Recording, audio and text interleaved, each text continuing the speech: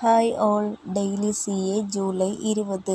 ഇന്ത്യയിലെ സ്വകാര്യ ബഹിരാകാശ സ്റ്റാർട്ടപ്പായ കോസ്മോസ് സർവ് സ്പേസ് വികസിപ്പിച്ച ബഹിരാകാശ സാങ്കേതിക ദൗത്യമാണ് മിഷൻ എംബ്രേസ്. ഭ്രമണപഥത്തിൽ പ്രവർത്തനരഹിതമായ ഉപഗ്രഹങ്ങളെയും ബഹിരാകാശ മാലിന്യങ്ങളെയും സുരക്ഷിതമായി പിടിച്ചെടുക്കാനുള്ള സോഫ്റ്റ് റോബോട്ടിക് ക്യാപ്ചർ ടെക്നോളജി പരീക്ഷിക്കുക എന്നതാണ് ഇതിൻ്റെ ലക്ഷ്യം. കേരള കാർഷിക സർവകലാശാലയുടെ സംരംഭകത്വ പ്രോത്സാഹന പദ്ധതിയാണ് കനിപ്പന്തൽ. കാർഷിക സ്റ്റാർട്ടപ്പുകളെ വളർത്തിയെടുക്കുക എന്നതാണ് പ്രധാന ലക്ഷ്യം. പദ്ധതി നടപ്പാക്കുന്ന സ്ഥാപനം കേരള കാർഷിക സർവകലാശാല.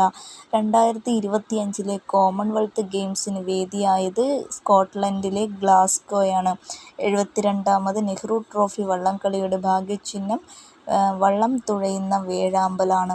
2026 ജൂലൈയിൽ കേരള സർക്കാർ സ്കൂളുകളിൽ ആരംഭിക്കുന്ന പുതിയ ഡിജിറ്റൽ വിദ്യാഭ്യാസ പദ്ധതിയാണ് digital square.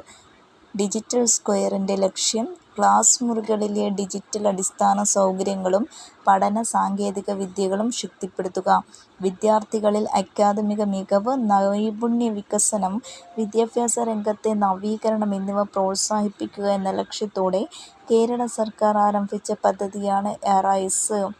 AI and robotics initiative for school education. 2026 Japan open badminton വനിതാ സിംഗിൾസ് കിരീട ജേതാവ് PV സിന്ധു. Thank you.